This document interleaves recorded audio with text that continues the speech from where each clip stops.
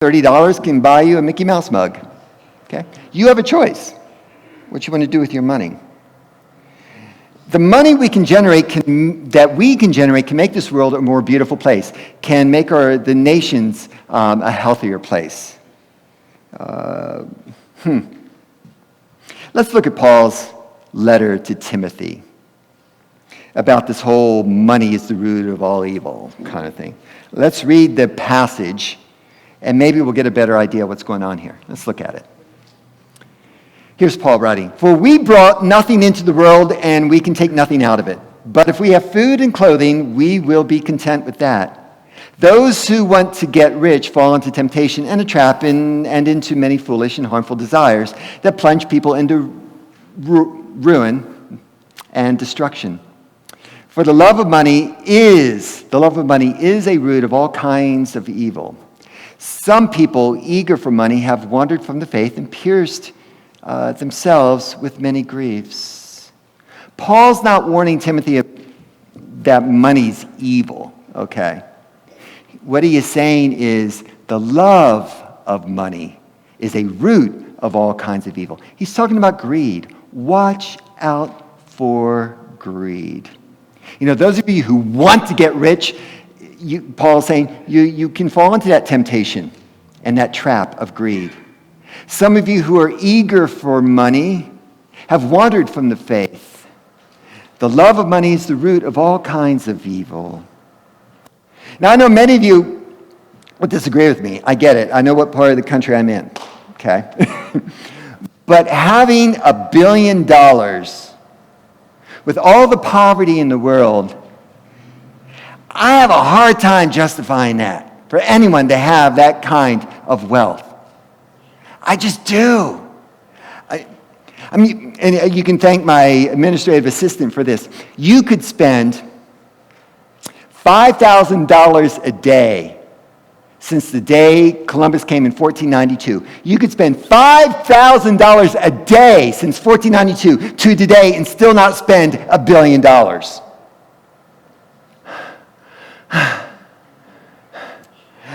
It's hard to fathom that kind of wealth. Oh my gosh.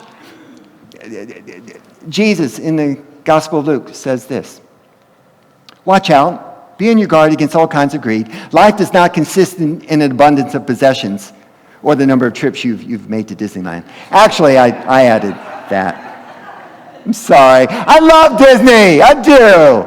No, you don't. I do. Just they were easy to pick on a little, so bear with me. Paul is saying those of you who want to get rich can fall into temptation. But it's so easy to point to the billionaires. Oh my gosh, look at them, look at them. You don't have to be rich, though, to have a greedy heart. You can be poor and greedy, folks. You don't have to be wealthy to be eager for money or to love money. Anyone with a lot or a little can love money. Anybody can be controlled by greed. And that's the crux of this. Anyone can be consumed with thoughts about money, how to spend it, how to get it, oh my gosh, how to use it, how to protect it, right? You can have very little financially and still fall into that trap of greed, of loving money. We rarely see greed in ourselves. I've never really thought of myself as a greedy person. I think most of us could probably say that about ourselves. We look at ourselves and what we have, and we think we're pretty good at what we're doing and how we spend, and but sometimes we point at that family down the road. Oh my gosh, you're taking the kids to Disney again this year. They just took them last year. What is that all about? It's easy to point fingers.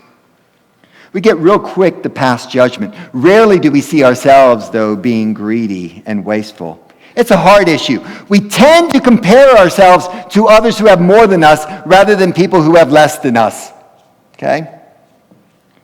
So rarely do we see greed in our innocent little selves. But there are nations, especially in the African continent, where the average take-home pay of an individual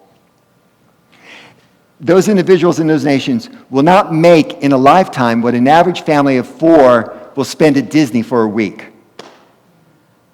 That's just, oh my gosh. I don't want to ruin Disney for you, but I'm just saying, this is just reality. I'm not saying, Steve, Steve, stop telling us that we're being greedy going to Disneyland. I'm not saying that. But just because we have money doesn't mean we get to spend it the way we want. I mean, I've been to Disney World with my family. I loved it, okay? Love seeing the magic through the kids' eyes. But without God's money, I would not have been able to purchase that happiness for my kids. Happiness that a billion other kids will never be able to afford. I'm hearing someone burping around here. A phone. There is a book entitled Counterfeit Gods by Timothy Keller. In it, he writes this: money can be an idol that serves to satisfy impulses. Some people want lots of money as a way to control their world and life. Such people usually don't spend much money, and live very modestly. They keep it all safely saved and invested so that they feel completely secure in the world. Others want money for access to social circles and to make themselves beautiful and attractive. These people do spend their money on themselves in lavish ways. Other people want money because it gives them so much power over others. In every case, money functions as an idol in various ways, and it results in very different patterns of behavior.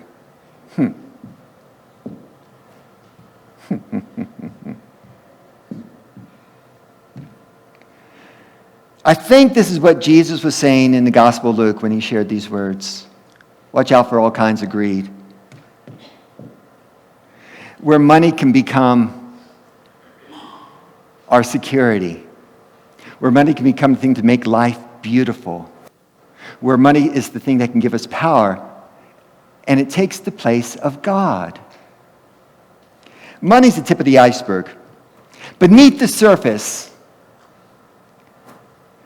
are all of these deeper idols and motivations that are ruling our hearts.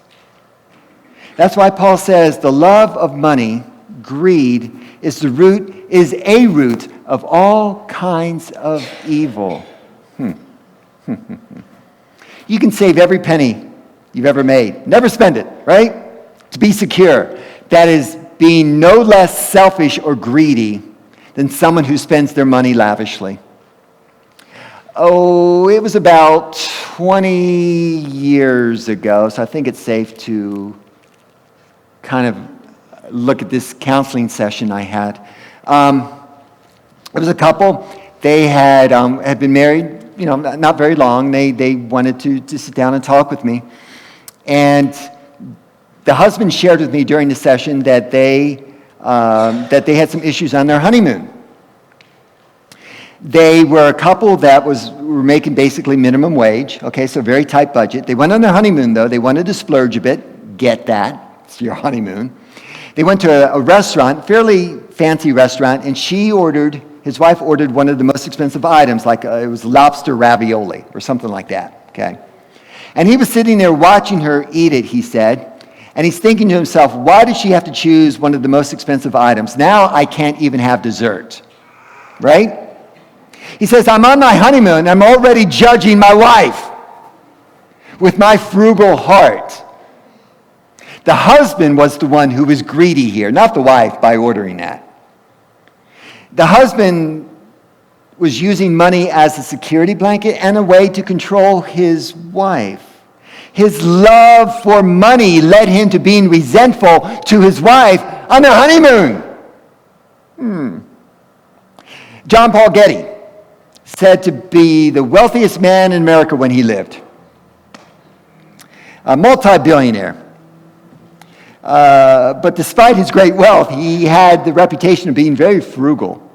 In his mansions that he had payphones, so that people had to pay if they wanted to make a phone call. I know this is before cell phones, okay? Some of you payphones, you actually put money in it too, whatever. And he also, according to some of the many stories about John Paul Getty, he went to London with some friends, and he was going to pay for their tickets for a show, for a theater show. But he had them walk around the block until 5 o'clock, because then the tickets would be half price. That's John Paul Getty. Bless his heart. You don't have to be rich to be greedy. You don't have to be poor to be frugal. Anyone can be controlled by the love of money. Now, touch and go until right now. Now it's just going to be like, get out of here, Steve. Some in this church love money way too much. And I hear it with questions, and they're repetitive. We can't meet the budget. Where's the money coming from? We got to stop the spending. We got to stop doing what we're doing. We're so far behind. And it's just incessant. And I'm thinking, no, we don't have to stop spending. No, we don't. Since when is meeting budget a good thing it isn't, right? You want to know where the money's going, where every cent's going? Talk to Greg. Where are you, Greg? There you are. Yeah, you can talk to both Gregs. Yeah. Chair of the board and a treasurer. Absolutely. If you want to know where it's going, I would be more concerned about, I would, rather than you worrying about where the money's going, you can find it out, fine. I don't know what good that's going to do, honestly. I would love it if you were more concerned about where the homeless people in our community are going to sleep tonight. Well, we don't have enough money, Pastor. What are we going to do? Exactly what we've done over the past 113 years. Keep doing ministry. Okay? Well, we can't keep spending the way we are. Why not? I mean, really, it's not a matter of spending, it's a matter of giving, isn't it? And as long as I'm your senior pastor, which may not be much longer, we're not going to have our ministry dictated by money. We're just not. We're going to let the Spirit move us. I've told you before, I'd rather be part of a church that lavishly gives away its life over a period of 5 years than try to be around for another 113 years and have a good old nest egg financially. You know what they do with nest eggs? Aren't eggs supposed to hatch? And bring new life into our midst? Isn't that what we're doing? We should be doing? Yeah, I know. Some of you are grumbling.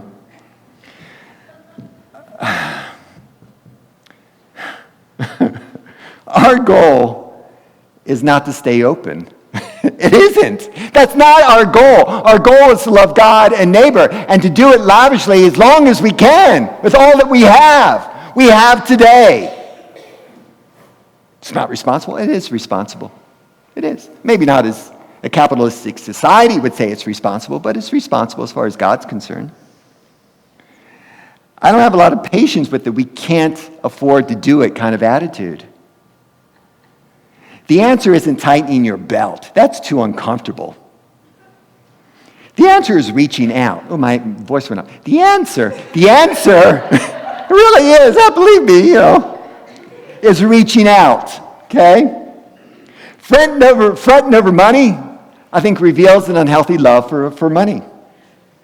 And a reliance upon money rather than God. It's scary to rely upon God. That's okay. That's all right. I want to ask you, particularly number of you who get concerned about the budget, which isn't a bad thing, it's just don't be overly concerned. How many of you, though, have invited people to church and really sought to oversee that invitation and continue to nurture those relationships to bring people to a community that you truly believe in? It's not rocket science. I'm not a financial guru up here. But you know what? If you get more people coming, I guess in your mindset, you could have more giving units, right? I don't know, more people, right? I don't know. It's kind of sad, though, to invite someone saying, I want you to be another giving unit in my church. That doesn't sound right. But more than likely, if you invite someone and really invest your love with them, they will probably find a way they want to give to the church in whatever capacity. And that'll be between them and God. I don't know. Seems like there's an answer there somewhere. Every church I've been in, every church, nothing novel here. And I love you guys. Every church I've been in, I've been asked, well, Steve, so-and-so's left the church. And they were a big giver. What are you going to do? It's their choice. It's their choice. I love ya. Right? Why chase down someone who's decided to leave and not work at this relationship if they disagree with things? I'm not going to spend my time doing that.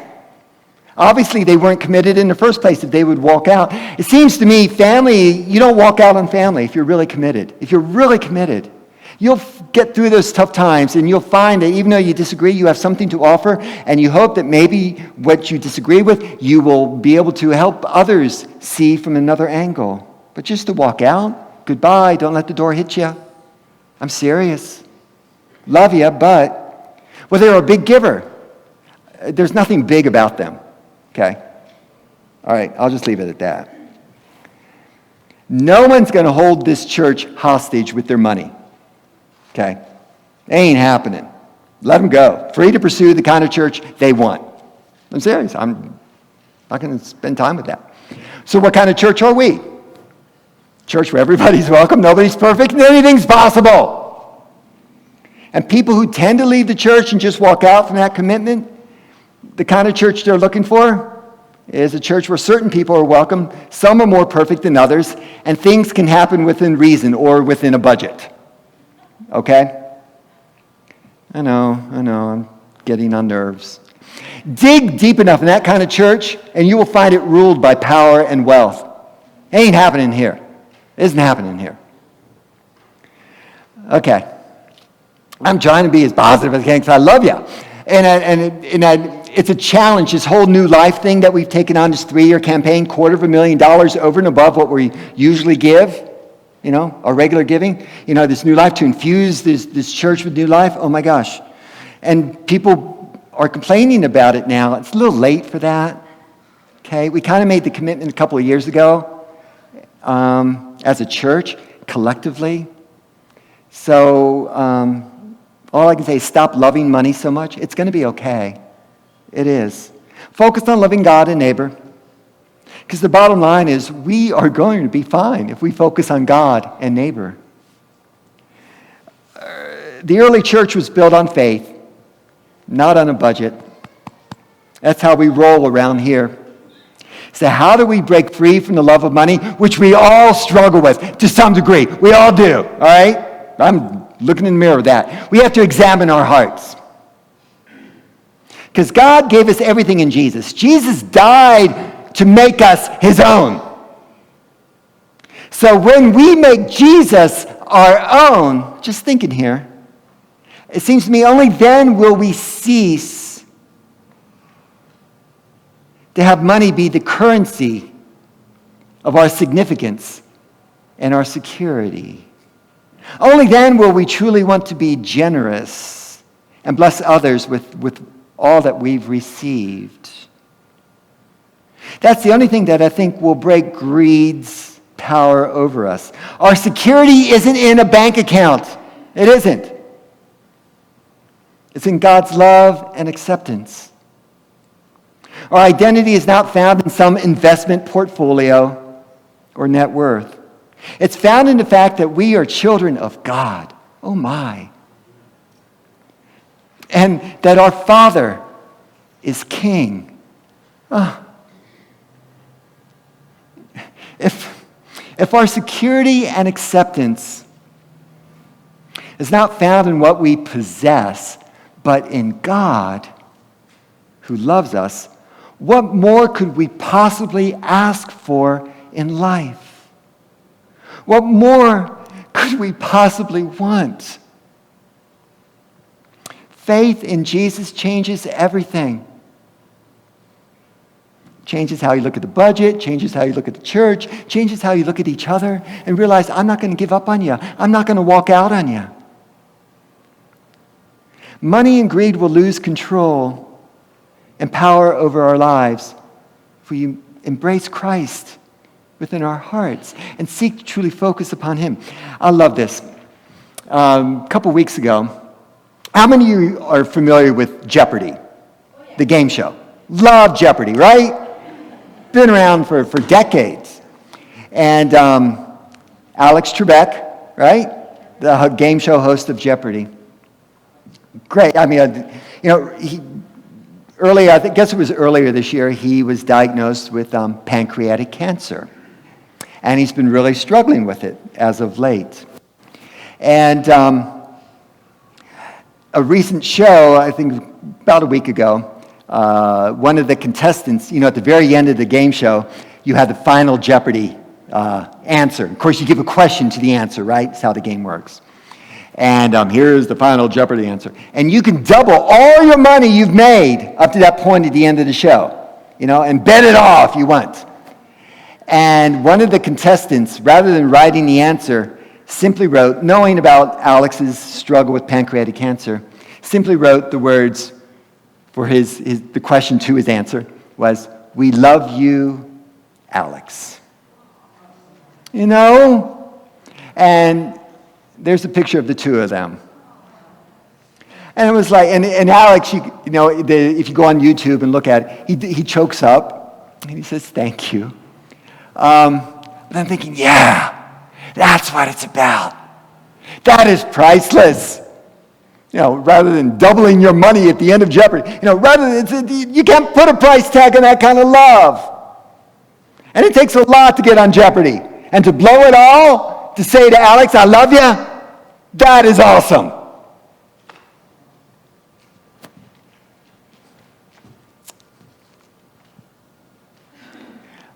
Jesus says, no one can serve two masters. Sorry, you can't, Either you will hate the one and love the other, or you will be devoted to one and despise the other. You can't serve both God and money. Serve money, you're going to be consumed by it. You will be. You'll never have enough. And greed and worry and anxiety will take hold. It'll consume your thoughts.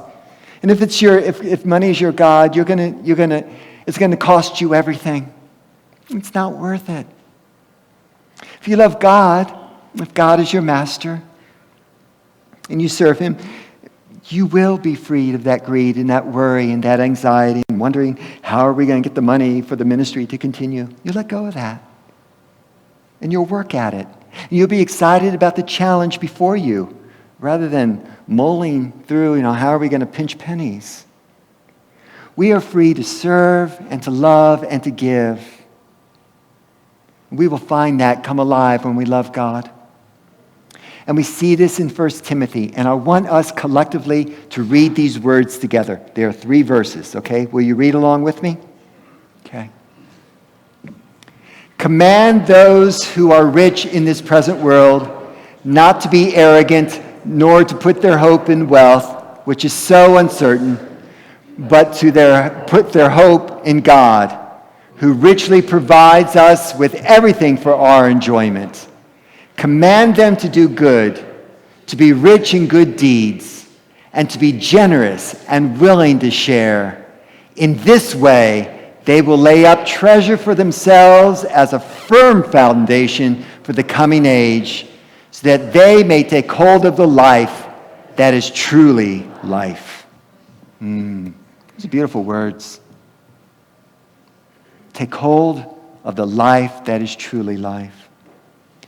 I hope you have a conversation with God later today that'll go something like this prayer I want to pray for you right now. Okay? And we'll end on this.